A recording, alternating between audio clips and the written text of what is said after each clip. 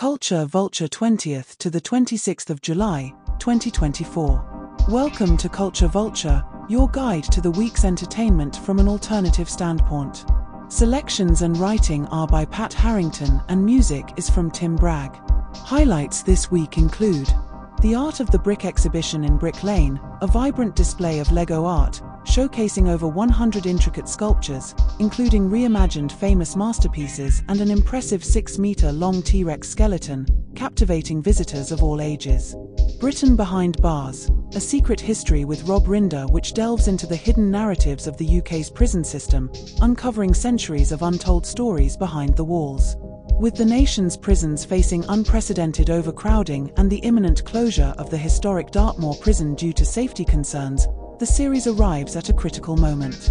Rob Rinder's exploration offers a timely examination of the penal system's past and present, shedding light on the urgent issues at the heart of today's justice.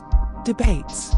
And Blood Simple, a gripping 1984 neo-noir crime film marking the directorial debut of the acclaimed Coen brothers. The story unfolds in Texas, where a seedy bar owner's discovery of his wife's affair with one of his bartenders spirals into a dark plot of jealousy and betrayal.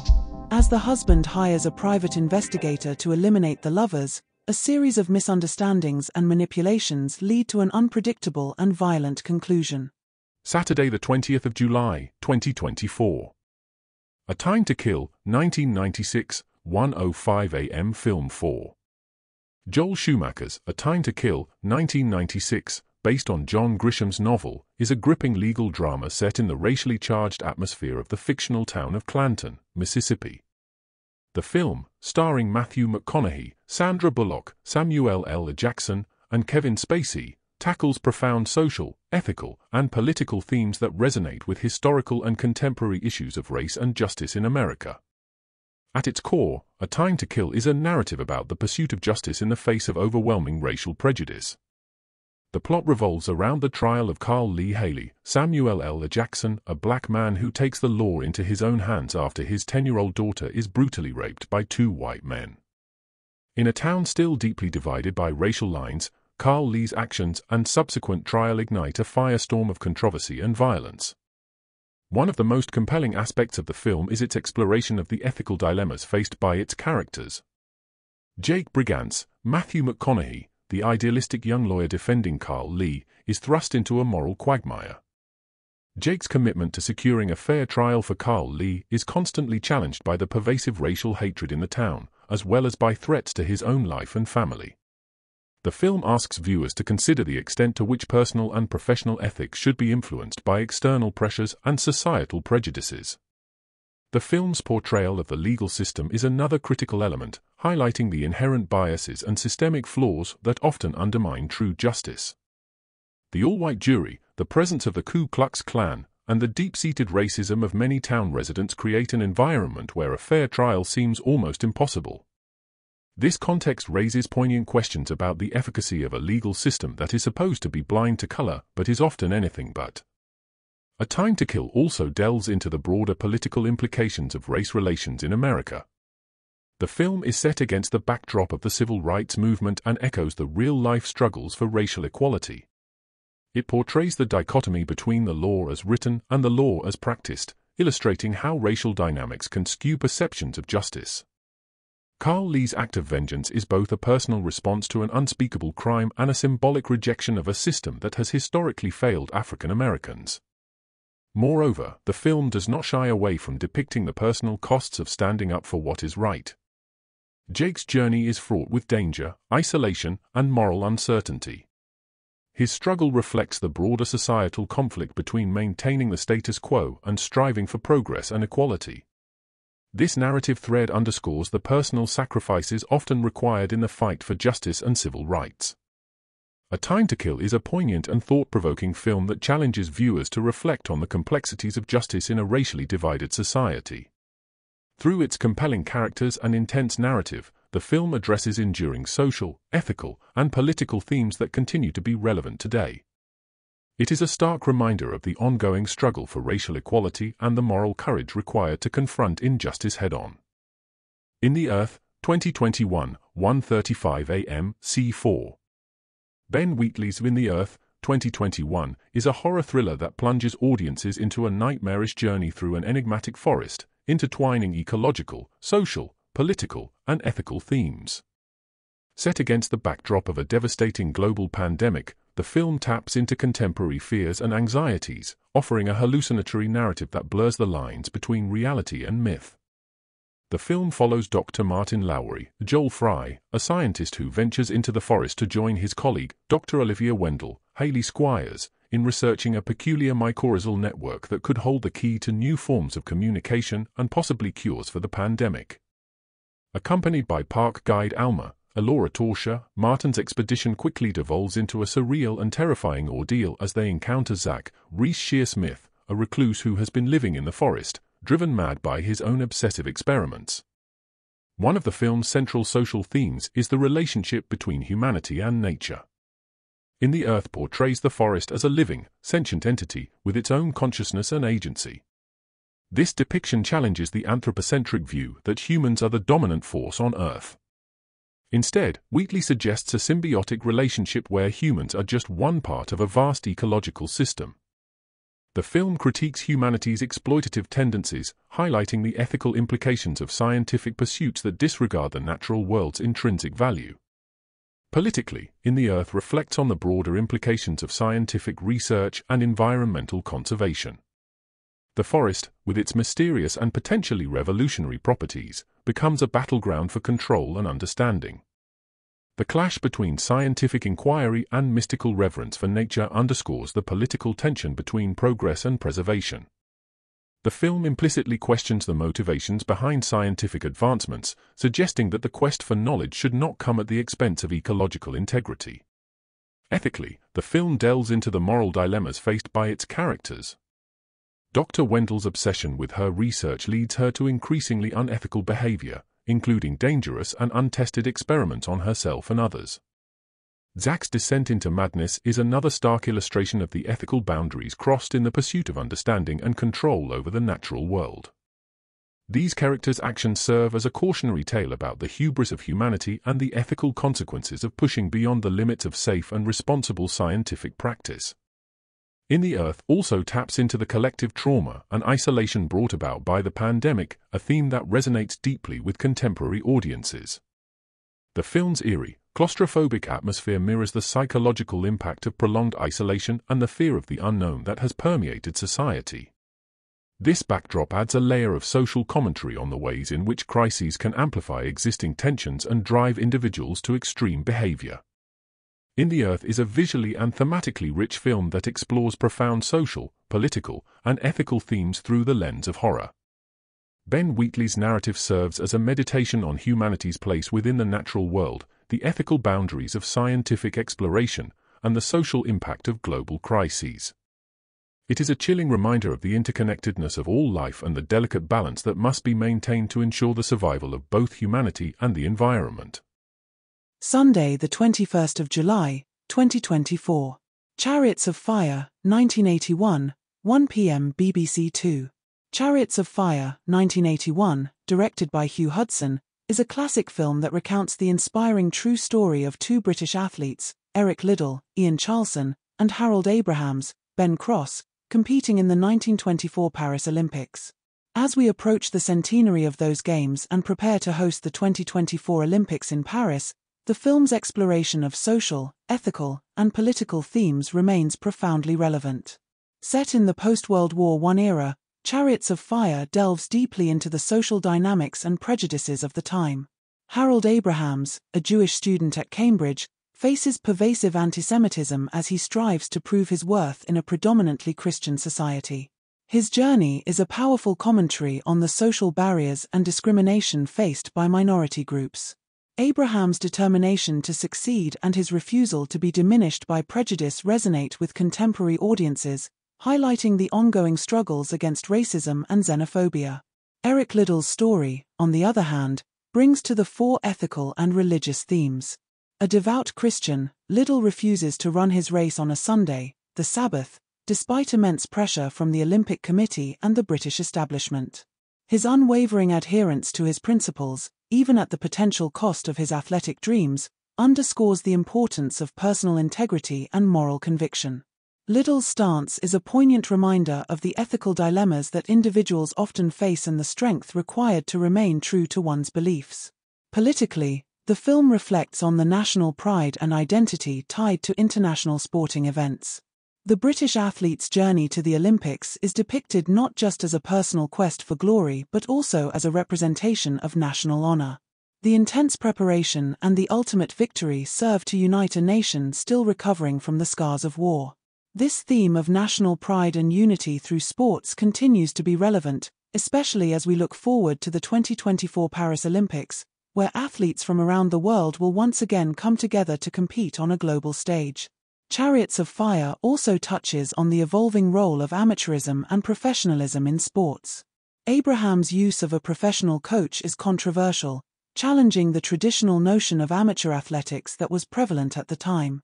This debate between maintaining the purity of amateur sports and embracing professionalism echoes ongoing discussions in the world of athletics today, particularly in light of modern-day endorsements, sponsorships, and the commercialization of sports. Chariots of Fire is more than just a sports drama, it is a profound exploration of social, ethical, and political themes that continue to resonate a century after the 1924 Olympics it depicts.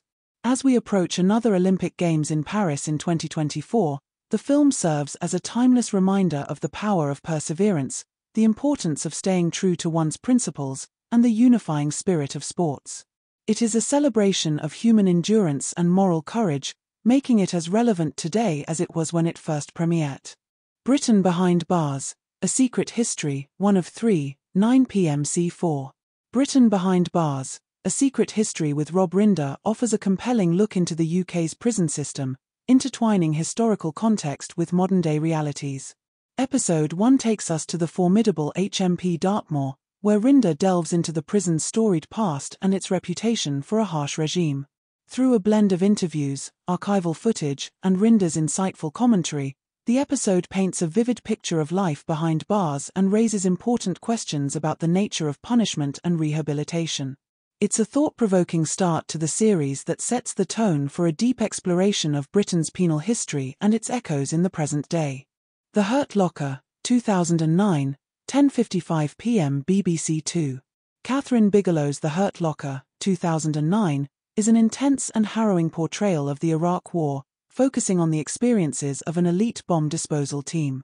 The film, which won the Academy Award for Best Picture, delves into the psychological, social, political, and ethical dimensions of modern warfare, offering a raw and unflinching look at the lives of soldiers on the front lines.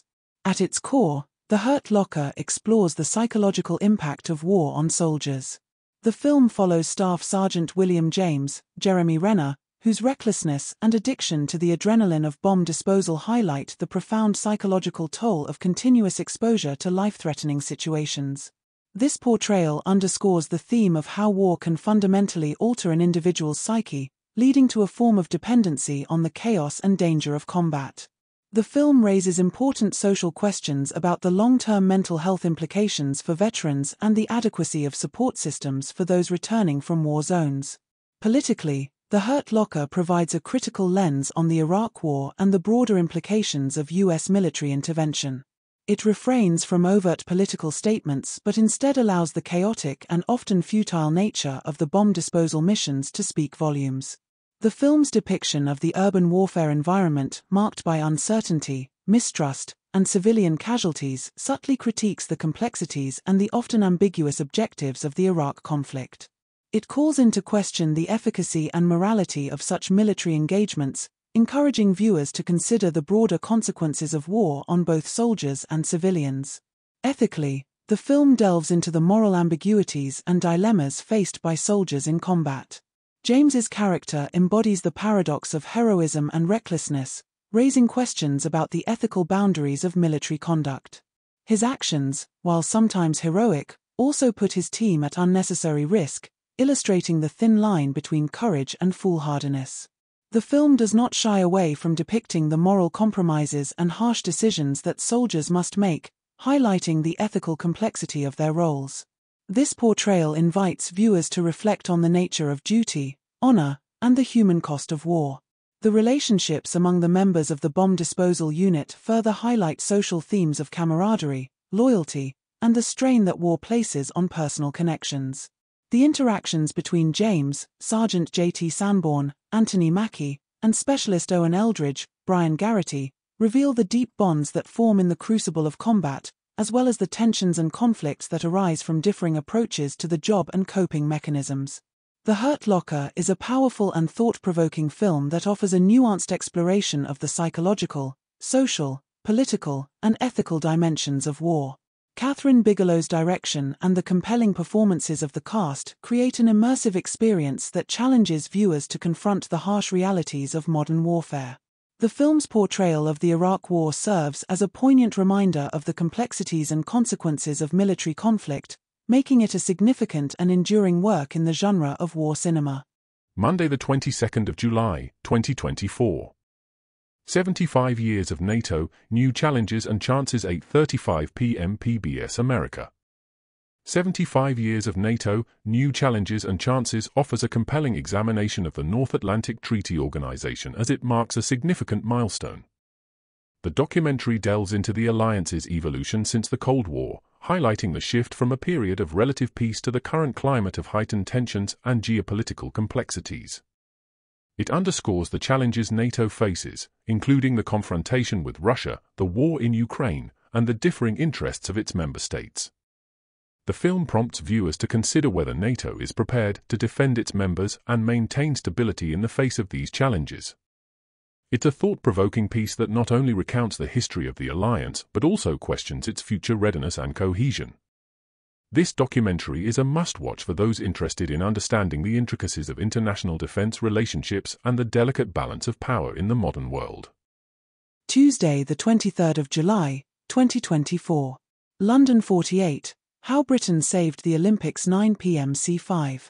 The documentary London 48, How Britain Saved the Olympics is a fascinating recount of the 1948 Olympic Games, a pivotal event in sports history. It showcases how, despite the aftermath of World War II and the austerity of post-war Britain, London managed to host the Olympics, symbolizing hope and resilience. The documentary delves into the challenges faced by the organizers and the nation, and how their determination and ingenuity ensured the Games not only took place but also left a lasting legacy. This story of triumph over adversity is a testament to the enduring spirit of the Olympic movement and Britain's significant role in its history. Britain's Forgotten Slave Owners, Part 2 of 2, 9:15 p.m. BBC 4. Britain's Forgotten Slave Owners, in its second part, delves into the aftermath of the British government's decision in 1834 to compensate slave owners, which amounted to a staggering sum in today's currency. Historian David Olusoga explores the contentious debates and propaganda battles between those who supported slavery and the abolitionists. This part of the documentary series sheds light on the economic and moral complexities of this period, highlighting the extensive impact of slavery on British society. Sick of Myself, 2022, 11:25 p.m. Film 4. Christopher Borgley's Sick of Myself, 2022, is a darkly comedic and satirical exploration of contemporary society's obsession with fame and self-image. The film follows Sina, Christine Kujarth-Thorpe, a young woman in Oslo who becomes addicted to a drug that causes disfiguring side effects, all in a bid to gain attention and sympathy. This narrative serves as a biting critique of social, ethical, and political themes prevalent in today's world. One of the film's central social themes is the pervasive influence of social media and the culture of self-obsession it fosters. Sina's desperate attempts to achieve fame, regardless of the personal cost, mirror the extreme lengths to which individuals will go to curate and broadcast their lives online. The film highlights the superficiality and ephemeral nature of social media fame, questioning the societal values that prioritize visibility and notoriety over authenticity and substance. Ethically, Sick of Myself delves into the moral implications of exploiting personal suffering for public attention. Sina's self-destructive behavior and the lengths she goes to in order to manipulate public perception raise important questions about the ethics of victimhood and the commodification of personal trauma. The film critiques the voyeuristic tendencies of modern audiences who consume and often celebrate the suffering of others as entertainment or spectacle. Politically, The film offers a critique of the commodification of health and wellness. Sina's use of an illegal drug to achieve her aims can be seen as a commentary on the darker side of the pharmaceutical and beauty industries, which often prey on individuals' insecurities and promote quick fixes for complex issues. This narrative thread underscores the broader political and economic systems that exploit vulnerable individuals for profit, perpetuating cycles of dependency and harm. Furthermore, the film's portrayal of Sina's relationships, particularly with her boyfriend Thomas, Eric Sether, underscores the toxic dynamics that can arise from competing desires for attention and validation. The couple's increasingly destructive behavior highlights the corrosive impact of narcissism on personal relationships and the alienation that often accompanies a relentless pursuit of self-promotion. In conclusion, Sick of Myself is a sharp, satirical film that offers a poignant critique of contemporary society's obsession with fame, self-image, and the commodification of personal suffering. Through its dark humor and incisive storytelling, the film invites viewers to reflect on the ethical and political dimensions of our digital age, challenging us to reconsider the values that drive our behaviors and the societal norms that shape our perceptions of worth and identity. Blood Simple, 1984, 1:20 a.m. Film 4. Blood Simple, 1984, the debut feature from the Coen brothers, is a gripping neo-noir thriller that masterfully intertwines deception, betrayal, and murder. Set in a small Texas town, the film showcases the Coens' unique storytelling style, characterized by dark humor, intricate plotting, and memorable characters. The story revolves around a convoluted murder plot instigated by bar owner Julian Marty, Dan Hedaya, who hires private detective Lauren Visser, Emmett Walsh, to kill his unfaithful wife, Abby, Frances McDormand, and her lover, Ray, John Getz. However, Visser's double-crossing and deceitful nature set off a chain of events marked by misunderstandings and deadly consequences. The film's social themes delve into the darker aspects of human nature, such as greed, jealousy, and the instinct for self-preservation. Each character's moral ambiguity and susceptibility to corruption highlight the ease with which ordinary people can be drawn into criminal acts when driven by desperation or malice. Ethically, Blood Simple raises questions about the consequences of taking justice into one's own hands and the moral degradation that accompanies acts of violence and betrayal. Marty's decision to resolve his marital issues through murder rather than confrontation sets off a series of unintended and tragic events, illustrating the chaotic and uncontrollable nature of crime. Politically, the film can be seen as a critique of the American dream's darker side, where personal ambitions and desires often lead to ethical compromises and destructive behaviors. The small-town setting underscores the pervasive nature of these themes, suggesting that such moral failings are not confined to big cities or grand narratives but can be found in everyday life. Visually, Blood Simple is striking, with Barry Sonnenfeld's cinematography creating a mood of tension and foreboding through the use of shadows and tight framing. The film's suspenseful atmosphere is further enhanced by Carter Burwell's haunting score, which adds an additional layer of intensity to the unfolding drama.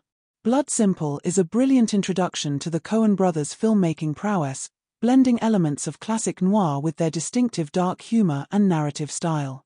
It is a taut, suspenseful film that explores complex social, ethical, and political themes, making it a compelling watch for anyone interested in the darker facets of human behavior and the unpredictable nature of crime. Wednesday, the 24th of July, 2024. Art Matters, 8 p.m. Sky Arts. Art Matters, a Sky Arts documentary, showcases the impassioned plea of Melvin Bragg for the art's central role in society. In this feature, Bragg converses with various artists, including Tracy Emin and Anthony Gormley, exploring the profound impact of the arts on individual lives and their significant contribution to the nation's economy and culture. His advocacy extends beyond the screen, as he addresses the House of Lords, emphasizing the arts as a vital, employable sector that enriches community and democracy. This documentary is a testament to Bragg's lifelong dedication to making the arts accessible and appreciated by all. Youth, 2015, 12:35 a.m. Film 4. Paolo Sorrentino's Youth, 2015, is a visually stunning and emotionally profound exploration of aging, memory, and artistic legacy. Set in a luxurious Swiss Alps resort, the film revolves around two lifelong friends, Fred Ballinger, Michael Caine, a retired composer and conductor, and Mick Boyle, Harvey Keitel, a still-active film director.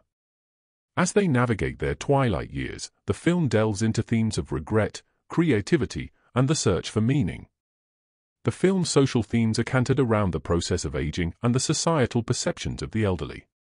Sorrentino portrays his characters with deep empathy, highlighting their internal struggles and the sense of invisibility they often feel in a youth-obsessed culture.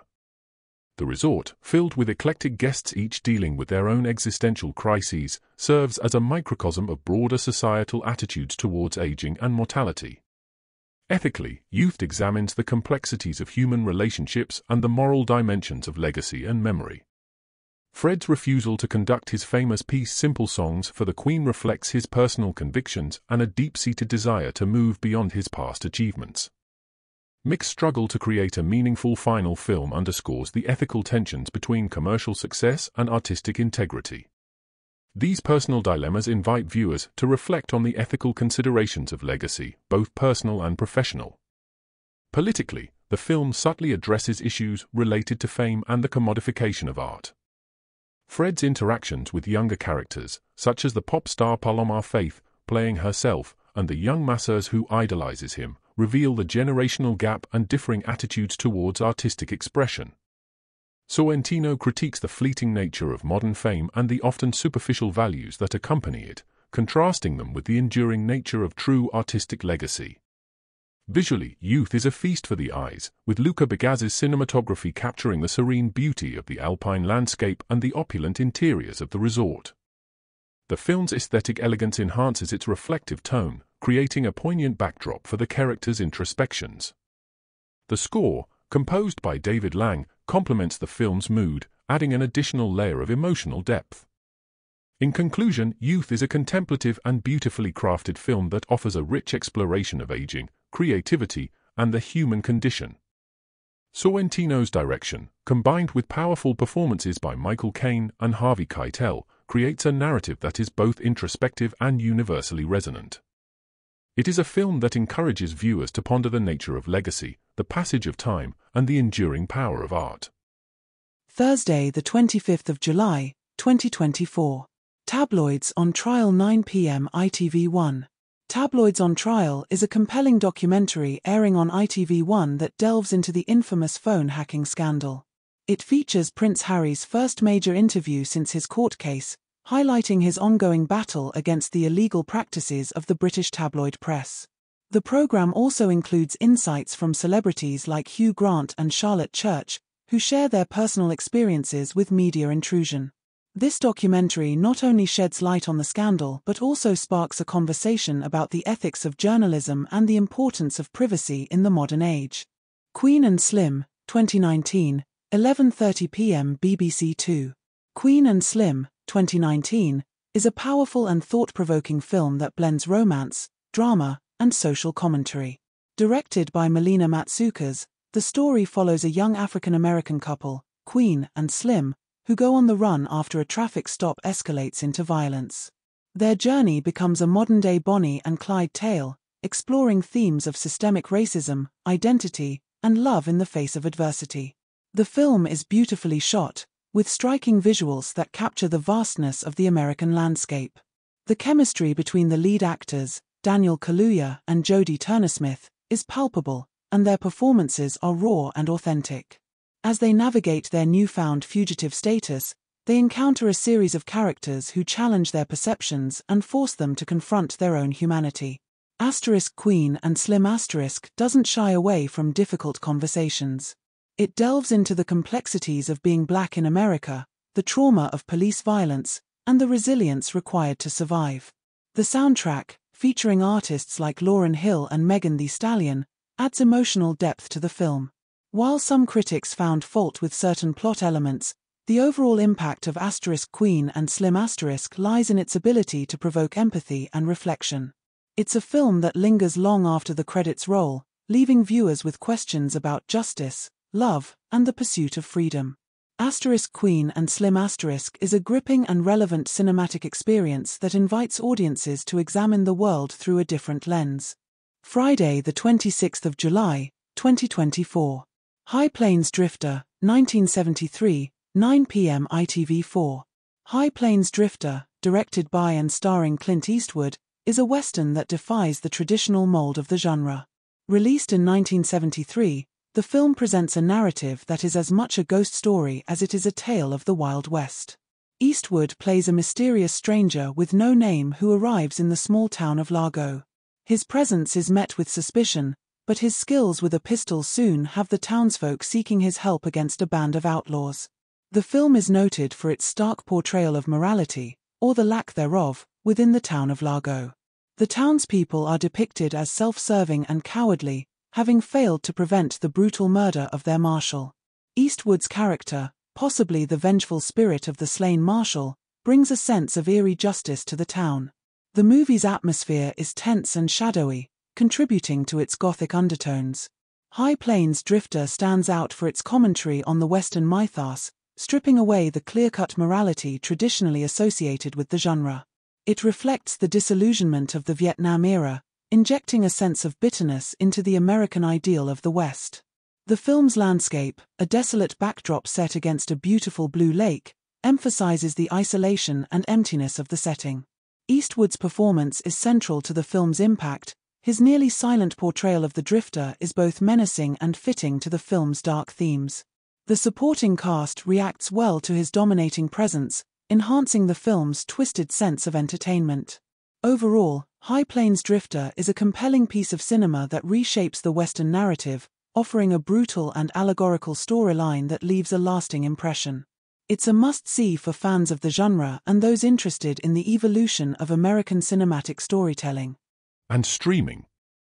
Let's dive into the intriguing world of Cleo*, the German action thriller comedy series on Netflix. Season 1 ** premiered on Netflix in August 2022 and swiftly captured viewers' attention. Set after the fall of the Berlin Wall, it follows Cleo Straub, played by Jella Hosser, a former East German Stasi assassin. Imprisoned for an alleged act of treason, Cleo is released and embarks on a relentless quest for revenge against those who framed her. Think of it as Netflix's answer to Quentin Tarantino's Kill Bill star.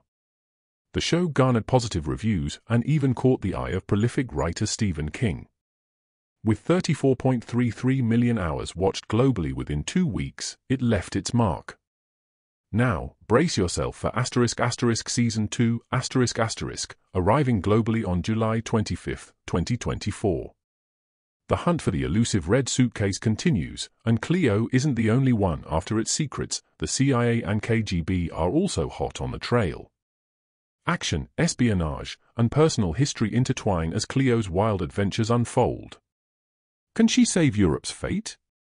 Get ready for more thrills, twists, and lethal skills in this highly anticipated second round. And finally, The Art of the Brick, a Lego Odyssey in London. Nestled in the heart of London's vibrant Brick Lane lies the Boiler House, a venue that has become the canvas for an extraordinary exhibition that's captivating the hearts of both young and old. The Art of the Brick is not just an exhibition, it's a celebration of creativity, innovation, and the timeless appeal of one of the world's most beloved toys, Lego. As you step into the world of artist Nathan Sawaya, you are greeted by a myriad of colors and shapes, each meticulously crafted from the humble Lego brick. The exhibition boasts over 150 works, ranging from thought-provoking original pieces to awe-inspiring recreations of iconic art. Sawaya's genius lies not just in the scale of his creations but in the emotional resonance they carry. His sculptures, often human figures, are imbued with a sense of motion and life that belies their plastic construction. One of the standout pieces is a life-sized dress made entirely of red Lego bricks, which appears to melt away into the air. It's a testament to Sawaya's skill that these bricks can convey such fluidity and grace. Another highlight is the 20-foot dinosaur that commands its own room, a marvel of engineering that leaves visitors guessing just how many bricks could make up such a behemoth. The exhibition is not without its playful side. Children and adults alike revel in the interactive elements, such as the virtual art gallery where visitors' colored pictures come to life on screen. It's a space where imagination is not only welcomed but encouraged. The Art of the Brick is a reminder that art is not confined to traditional mediums. It challenges perceptions and invites us to find the extraordinary in the ordinary. It's a must-visit for anyone in London, whether you're a Lego enthusiast, an art aficionado, or simply in search of inspiration. As Sawaya himself says, fortunately, there are no rules in art. This exhibition is a dazzling display of what can be achieved when creativity is let loose on a simple toy brick. Don't miss this inspiring Lego journey at the Boiler House.